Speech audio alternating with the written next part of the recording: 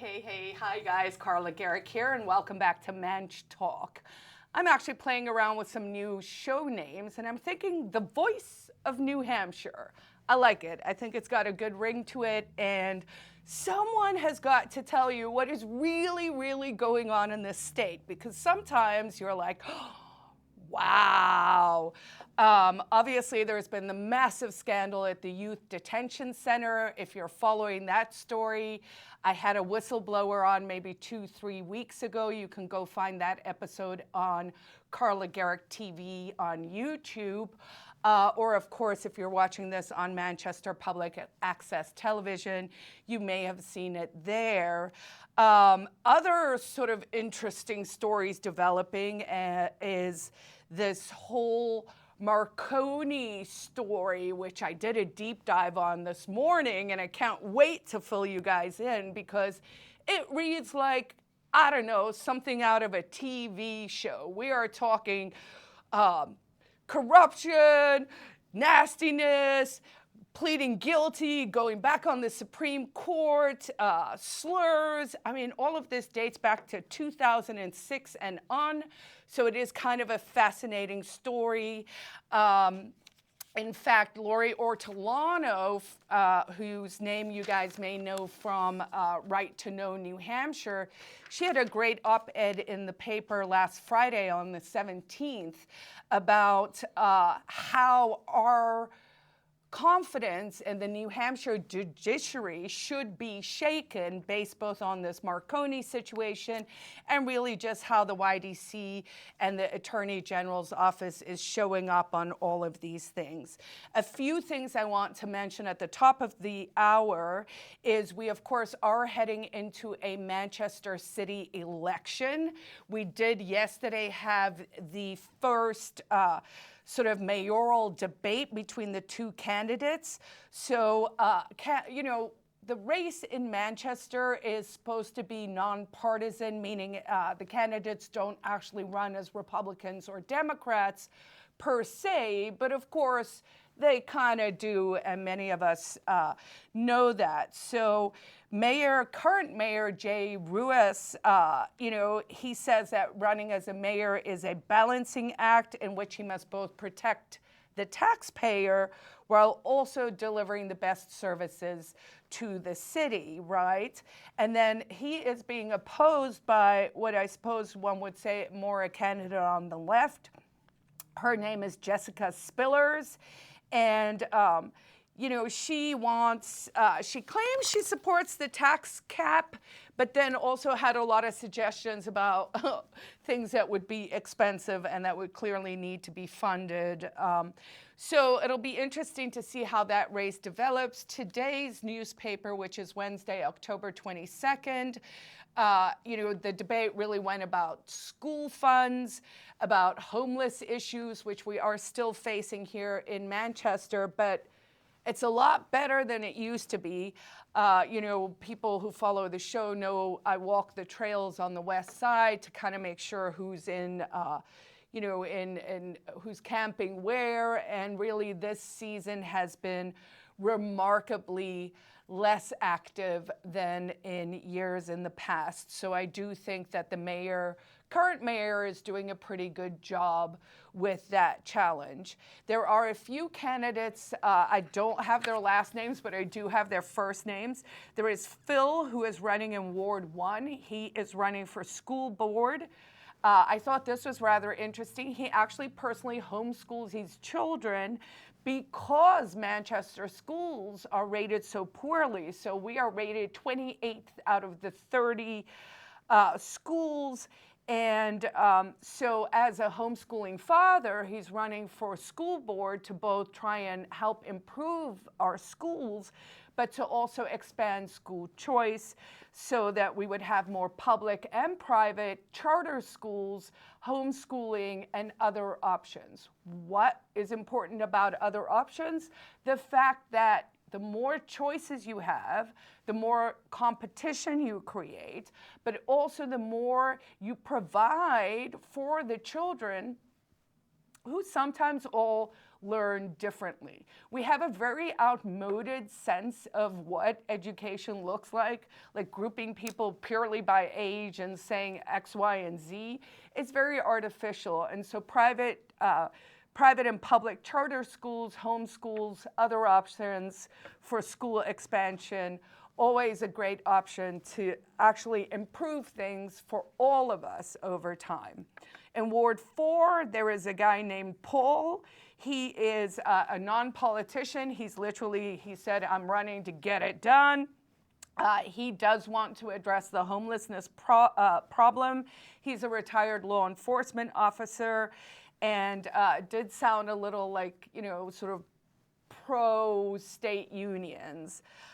Then last but not least, in Ward 10, there is Robert, I believe his last name was Valera. In Ward 10, he's for lower taxes, for a better community and safety. So I did want to mention those three people. The other things I'll be talking about today is this sort of speech police, free speech issue that came up with the Department of Justice and the Civil Rights Committee. This fascinating story of the Marconis, that is both a Supreme Court judge who was just put back on the bench after literally pleading guilty to a misdemeanor of trying to, do backroom deals for her husband, and was immediately put back on the New Hampshire Supreme Court. And that seems a little questionable. I want to mention that Roger Ver is free. We talked about that last week, but there is still a campaign for freeing Ian Freeman. If you have not signed the petition for that, please go to freeiannow.org and sign that petition. We're hopeful that we can actually push through clemency for him before the midterms next year, so go ahead and do that. There is on November 1st at the McIntyre Ski Resort here in Manchester, there will be a joint fundraising event for several candidates, and that will be on November 1st, so mark your calendars for that.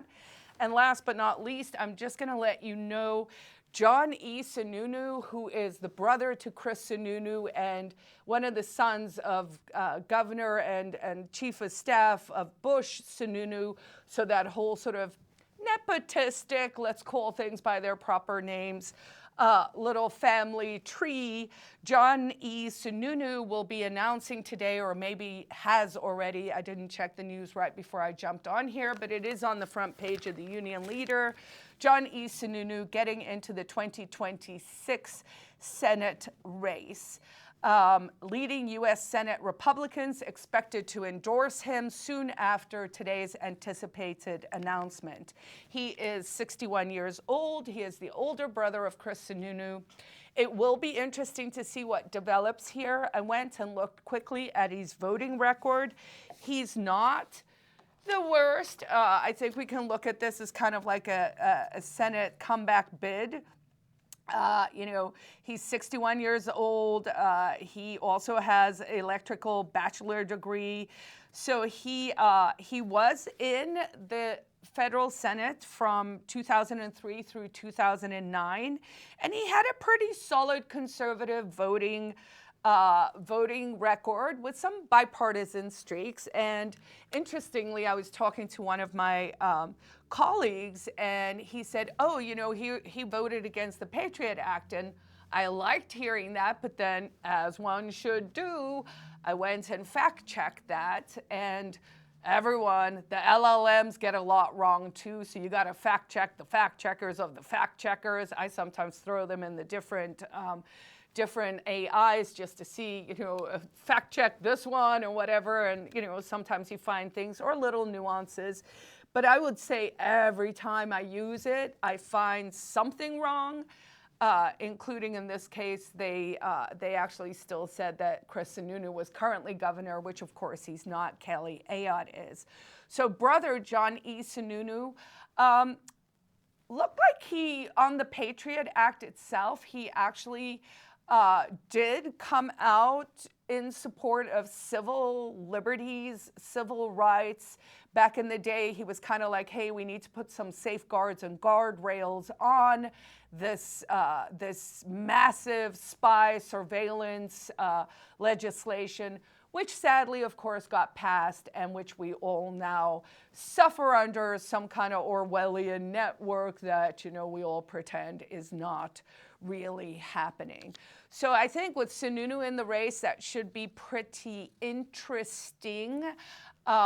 This, of course, is for Shaheen's seat. She is not running again. And so it'll be interesting to see, you know, it's going to be probably a pretty harsh and contentious primary. Those are always ugly, regardless of who's in it. You're basically, you know, bashing up your own side. So maybe, you know, we'll see someone drop out of the race before then. Okay, tomorrow, Naki Loeb First Amendment Award will be having their annual event. It is at St. Anselm's at 4 p.m. tomorrow. I'm not sure if tickets are still available. They're $75 a head. But if you see this in time, please do go support First Amendment activities in New Hampshire. Of course, Naki Loeb, she was one of the original editors and founders of the Union Leader. And so, you know, the Union Leader has been a pretty solid champion of First Amendment activities here in New Hampshire. And speaking of First Amendment activities here in New Hampshire, I want to talk about this story. So this was in Inside Sources. It's an article by Michael Graham. The headline says, Speech Police, Concord cops correct suspect's pronoun use in transgender case. Now that has so many, I mean, I don't know if they just primed this for SEO, but basically the shortest version of this, and I actually did print out the actual pleadings here, so I will maybe just read from this. So basically what it says is there was an assault at this gas station in Concord, and it was a known homeless man who assaulted a transgender person who identifies as a she. And the homeless guy beat up the gas station worker and then fled the scene. The police looked at the surveillance tapes, recognized the homeless dude. They did put out word that they were looking for him. Homeless dude shows up at the police station, so the police don't arrest him. He actually goes to the police station. While being interviewed, uses the wrong pronouns with regard to the person he attacked. And then the Concord police kept correcting his choice of pronouns. So let's see. This is entirely fraught with so many, oh, I'm going to step in it twos, right? But I want to start with the following.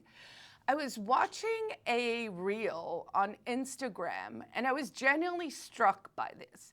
It was a school teacher, not in New Hampshire, but she was a school teacher. She looked, you know, like a normal, nice lady. She worked specifically with autistic children on the spectrum. And she was told by her school that she had to enforce this pronoun codes, right? So this is where someone is now telling you what words must come out of your mouth in order to accommodate someone else. And in its simplest terms, that is the problem with these speech rules, because you are writing a rule because you're trying to make one person feel better. But by doing that, you are forcing another person to utter words that they perhaps do not want to utter. And this school teacher said that she was struggling, and in fact, she quit her job because her school enforced the speech code, and she could not fathom how to teach her students to visually recognize someone as one sex. Let's say someone who says they're a she but clearly looks like a he. She did not understand how she could teach her students to have to go against what they intrinsically recognize as handicapped children to be the truth. Does that make sense, right? So she quit her job, and it really struck me because I thought, wow, okay, that kind of puts it in a different context, right? Where we can all compassionately look at the issue and recognize that compelling people's speech is wrong. It's actually against the First Amendment. All of these speech codes, regardless of what the motivation is, and truly I do believe for many people it is to try and accommodate the person making the claims about their pronouns, but it is compelled speech, and that is wrong. All right, so in this case, what happens is they have that skirmish. The homeless guy goes into the police station, and the Concord Police Department confront him over his speech violations. So throughout his interview with the police, the homeless dude consistently misgendered SK, referring to her as he or him, according to the court documents.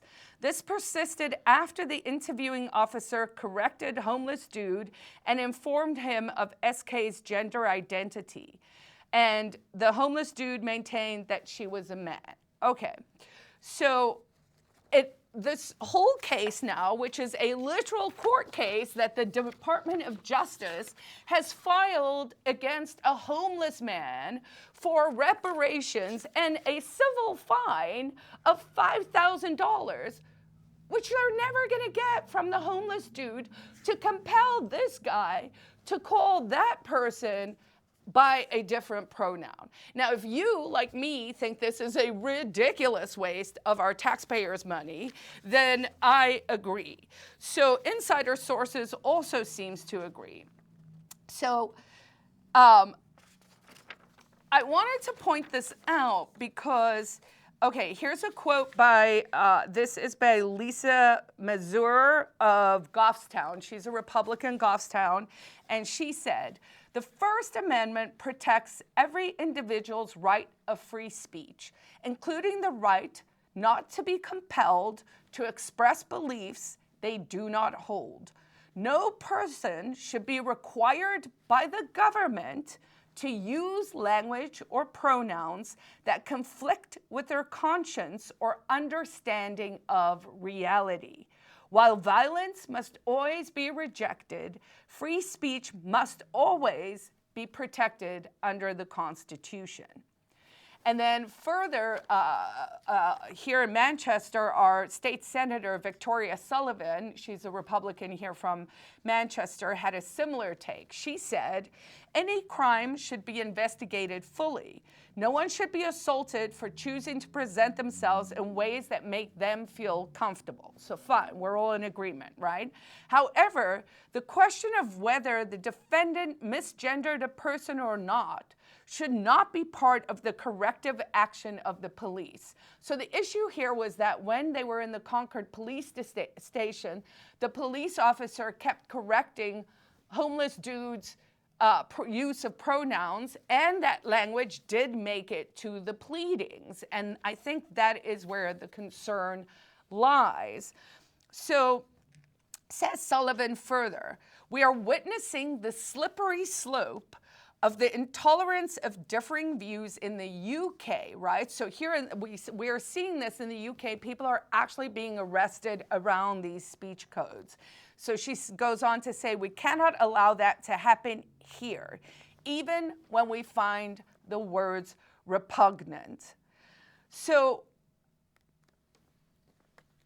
I think this is such an interesting example because to me, it looks like we have moved from social justice to actual performative justice, which makes sense to me because that seems like the next thing that would come, right? Like, so we had social justice, now we have lawfare, and we see that everyone's suing everyone about everything. And now this whole case to me seems like performative justice. I don't know if the DOJ needed some SEO hits or what, but the fact that this case was brought, and it was brought under our Civil Rights Act, right? So this was a violation of the Civil Rights Act, RSA 354B1. And I think it's a bit of an overreach. I do want to add this quote here because I think it is important for people to understand this. So H.L. Mencken, who of course was an American author and a free speech advocate, this is a great quote, something we can all keep in mind, right? The trouble with fighting for human freedom is that one spends most of one's time defending scoundrels. It is against scoundrels that oppressive laws are first aimed, and oppression must be stopped at the beginning if it is going to be stopped at all. Why is that important? That's important because in this scenario, no one really wants to defend homeless dude. He clearly attacked the person. It's on video. He looks like kind of, you're not making the right choices in life if this is your path. So he would be the scoundrel in the Mencken quote. But again, we have to guard against compelled speech by the government, because it may start with, hey, you have to call this person they, them, but where does it end? Eventually, you are told you're not allowed to use certain words, you're not allowed to take certain positions. It is the slippery slope of what we know started with sort of PC-ness and is now where we are compelling speech according to what someone wants you to say. And that is a step too far. All right, what else do we have going on? We have this crazy Marconi thing, and I don't even know what to tell you guys. It is a story that could make a soap opera if you ever follow what happened with Market Basket and the cousins and the Dilemmas family and the everything. This has got way more interesting drama. So I only have about 5 minutes. I'm going to try and break it down as quickly as I can. But basically, it sounds like this Marconi family. So wife, Supreme Court justice, just put back on the bench. Husband is he is basically the head of the Portsmouth Harbor, okay? And Gino Marconi of, by the way, Gino's, the restaurant in Portsmouth, and there's like a whole restaurant subtext here as well, where like Gino's in Portsmouth is fighting with Lobster Pound in Rye, and then there's the whale watching boat, and there's like some weird triangle there, and this guy's trying to put that one out of business and whatever. But basically the story,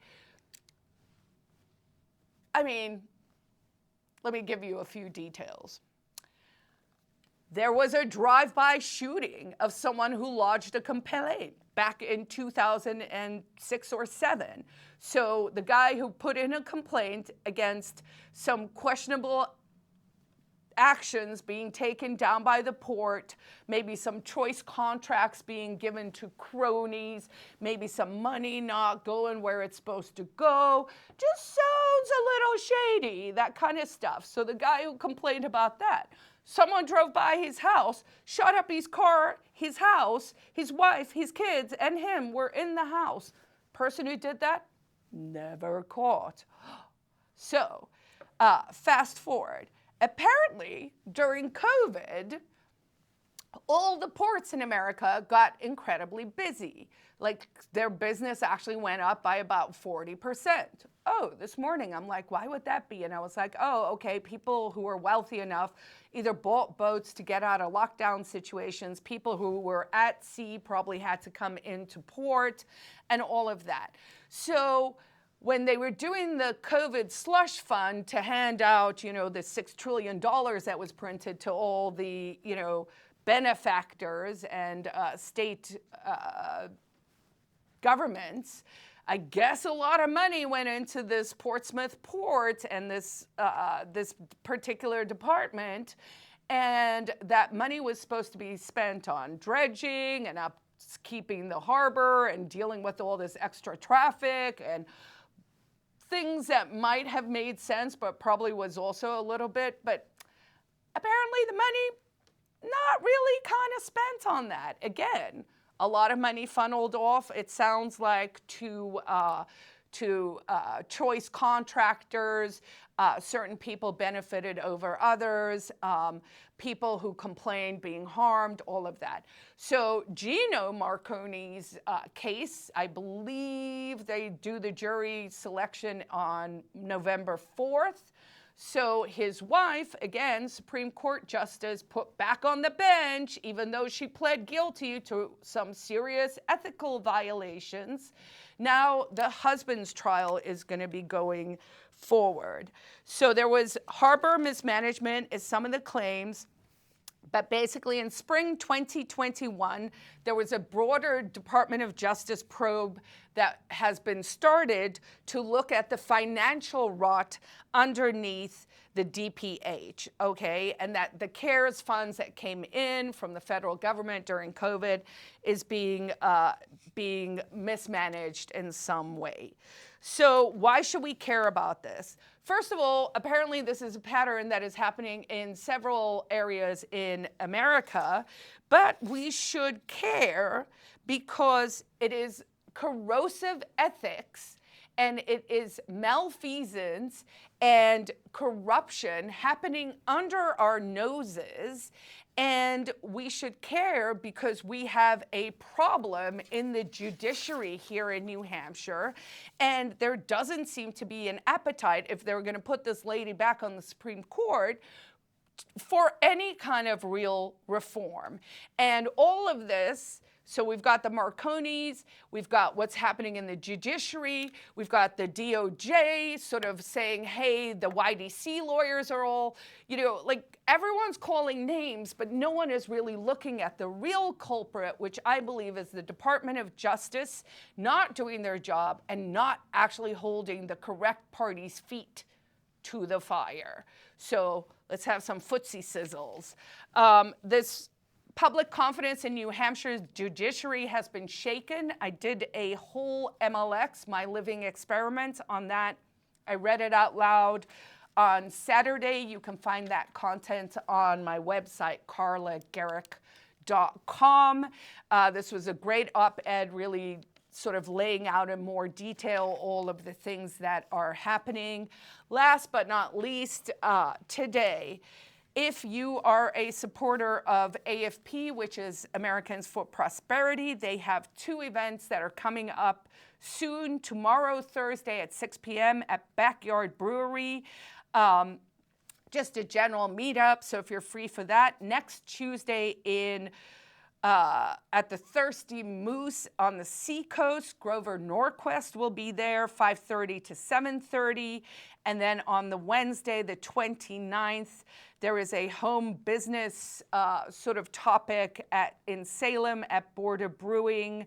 And don't forget, there is a special election coming up in Berlin. So they are looking for door knockers for that. So if that's your cup of tea, go help with that stuff. I think that is pretty much all we have time for today. Thank you so much for joining me again. I will be back here again with the Voice of New Hampshire next week. Thanks, guys.